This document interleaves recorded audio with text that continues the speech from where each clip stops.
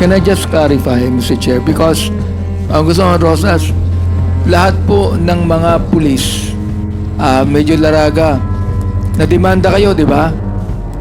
That is correct, Mr. Chair. Lahat dismissed, correct?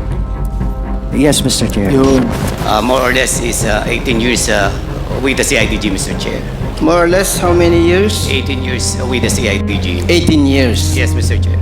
So, 18 years. Bakit missing si Colonel Mendoza? If I recall it right, sir, I think it was on the end of 2017 when he was reported missing by the family. Chris Mendoza had worked with me on NARCOM in 1999, very shortly. Yes, Your Honor. It was decided by then Chief PNP De La Rosa that the said persons will be demoted. Mr. Chair, ng homicide over doon sa dapat ay murder case. Mr. Chair, kung bakit ko po tinatanong ito, kasi alam ko na yung sa implementation na nagre-result sa death, hindi lang po ito sa usapin nung Espinosa case. And actually, meron pong mga iba pang mga cases. For example, for the activists, yun pong Bloody Sunday case kung saan merong 9 activists na pinatay, sina Emmanuel Asuncion, Chay Limita Evangelista, Ariel Evangelista, Greg Dasigo, Macmac Bacasno, Abner Esto, Edward Esto, Puroy de la Cruz, Pulong de la Cruz. Sempo cases po, localized, synchronized, enhanced management of police operations in Negros. Meron pong mga pinatay, mga extrajudicial killings in Negros. December 2018 po nangyari sa Negros Island, 6 people killed, 13 arrested.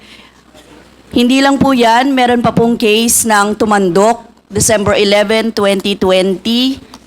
Si Roy Giganto, si Reynaldo Katipunan, Mario Aguirre, Eliseo Gayas, Mauro Diaz, Artelito Katipunan, Arcelito Katipunan, Jomer Vidal. So ito po, mga biktima, no, ng mga violations, Mr. Chair, no, ng pagpapatupad ng mga ganitong klase ng kaso, Mr. Chair. Mr. Chair. And I hope, Mr. Chair, Mr. Chair, with the indulgence of Congresswoman Rosas, can I just clarify, Mr. Chair? Because ang gusto ng Rosas, lahat po ng mga pulis, medyo laraga, na-demanda kayo, di ba? That is correct, Mr. Chair. Lahat dismissed, correct? Yes, Mr. Chair. Yun ang gusto kong sabihin lang. Lahat dismissed. Nakakapagtaka, bakit na-dismiss?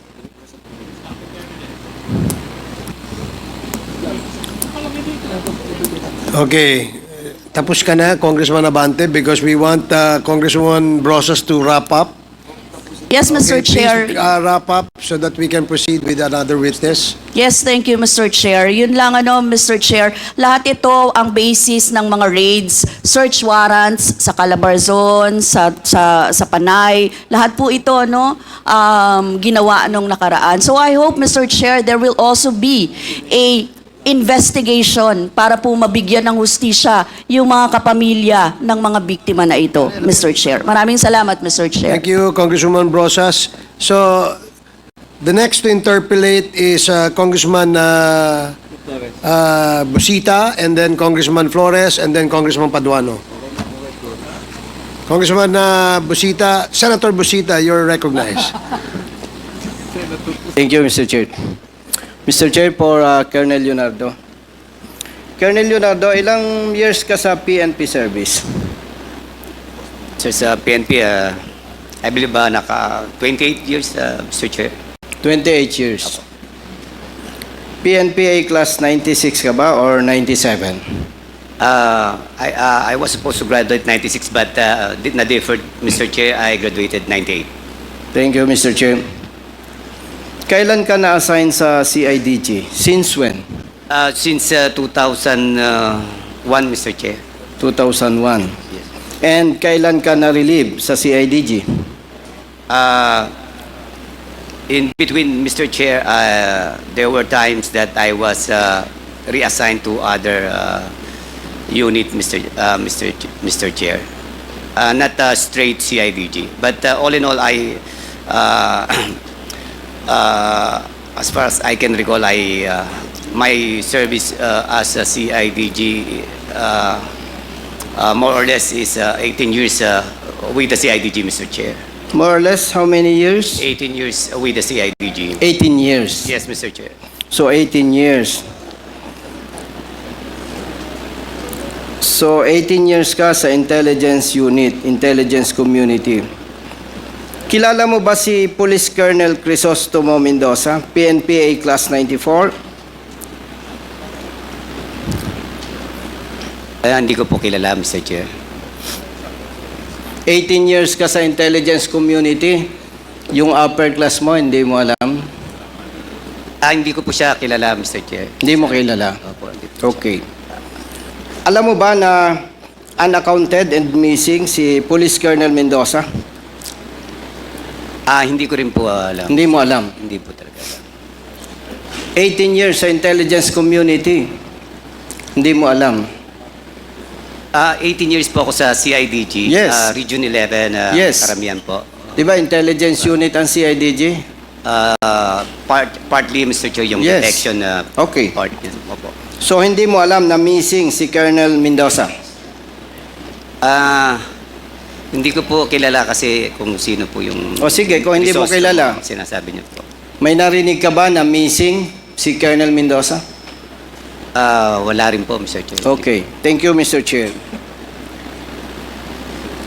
General Torres, sir.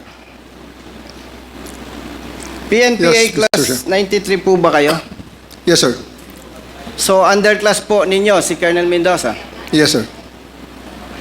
Totoo po ba yung information na unaccounted and missing si Police Colonel Crisostomo Mendoza, PNPA Class 94? Tama po ba? Yes, sir. General Torres, sir, sa pagkakaalam po ba ninyo, maliban kay Colonel Mendoza, may iba pang police personnel na unaccounted and missing from 2016 to present? I have to check the record, sir. Please allow me to report it to you on the next hearing, sir. Okay, balikan ko lang po, Mr. Chair. Sa pagkakaalam po ninyo, ano ang dahilan? Bakit missing si Colonel Mendoza? If I recall it right, sir, I think it was on the end of 2017 when he was reported missing by the family. Chris Mendoza had worked with me on NARCOM in 1999, very shortly, during the time when we operated against Mayor Mitra of Panukulan, Quezon, where we got the 500 kilos in the ambulance and another van. We worked together in that, sir, at the NAR group. It was, I think, end of 2017 that he was reported missing. And we really have no idea, as of the moment, on the concrete details on this incident, sir. So may information po na sinasabi sangkot siya sa illegal drugs. Tama po ba? Come again, sir? May information na sinasabing involved siya sa illegal drugs. During the time, sir, when he went missing, I think he was already dismissed from the service because he has a previous case of AWOL or another case of administrative case that he was appealing then with, I think, the Court of Appeals or Supreme Court. I'm not very I cannot really clearly recall the details as of the moment, sir, but I think I can pull out the records and will report to you with more clarity on the next hearing, sir. Thank you, Mr. Chair. So, wala po kayong information na mayroon pang ibang PNP personnel na unaccounted and missing? I have heard some. What we hear, Mr. Chair, are some police officers killed in line of duty or otherwise. And but for the missing, I have to check on the records, sir. Please. Thank you, Mr. Chair. Naitanong sir. po ito, Mr. Chair, para malaman po natin na maaring hindi lang politicians, hindi lang private individuals, even police personnel ay sinasabing involved at pwedeng biktima rin po ng EJK. Mr. Chair, may I respectfully move to direct General Torre to submit the list of unaccounted and missing PNP personnel from 2016 to present, Mr. Chair. General Torre, you are directed to comply with the request of Congressman Busita. Will comply, sir. Mr. Chair. Thank you, Mr. Chair. So the next to interpolate is Congressman Keith Flores. You have 10 minutes. Thank you, Mr. Chair. I would just like to be clarified with Napolcom. Did you just mention earlier that the case against the CIDG officers were all dismissed? From what we have gathered, Your Honor, from the criminal cases were all basically dismissed, Your Honor. The criminal cases. Yes, sir. Have administrative cases been filed against them before the Napolcom? Yes, Your Honor. It was decided by then Chief PNP De La Rosa that the said persons will be demoted. Just demoted. Yes, Your Honor. Just demoted. Ang penalty nila in the administrative case is demotion lang. Yes, Klaruhin ko lang. Yes, Okay, Your Honor. from your opinion, Attorney Bernardo, what were the mistakes or errors that were committed by the team that enforced the search warrant? Like, if I'll just go through it now, from the testimonies that I've heard. Using bonnets or covering their faces, is that proper? Yes. Under the circumstances, Your Honor, bonnet is not at all supposedly used for that purpose. So in enforcing a search warrant, it should not be used. Yes, Their precisely. faces should not be covered. Yes, Your Honor. Okay. They are- Second, Yes. Attorney Bernarda, was disabling the CCTV in the jail facility also proper and in accordance with the SOP of the PNP in enforcing a search warrant? That is improper and actually it's irregular to remove the CCTV. Okay. Because in fact, the Supreme Court required them to use body-worn camera or alternative recording device in the execution of search warrant. Third, was it proper for them to disarm the jail guards and the PNP that were sent to augment the security in the area? It is also improper. That should not be the case, Your Honor. Okay, now of all itong tatlo lang, supposedly, if this were the offenses, administrative complaints filed against them, would that warrant a demotion? Just a demotion?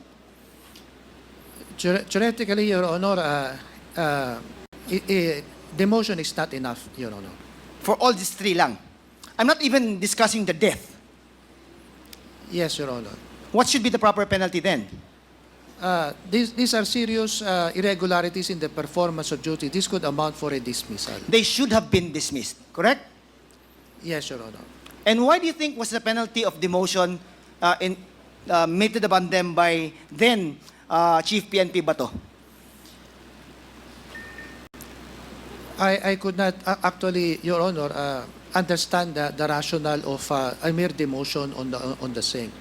Because our belief is that although conspiracy is not necessary to prove an administrative case, but in the case of Colonel Marcos, he may be then equated to a principal considering that he was at the site when the supposed search warrant was executed. He was then at the door of the sub-provincial jail, and he insisted to open the same. Only he returned back to his vehicle. The security, the augmentation from the CIDG Region 8 and the Regional Maritime Unit 8 is also may be liable in their individual participation, principal by indispensable cooperation. Because without the indispensable assistance or support of the CIDG 8 and regional mobile unit, they could not overpower the sub-provincial jail. Meaning, therefore, they are liable for principal by indispensable cooperation.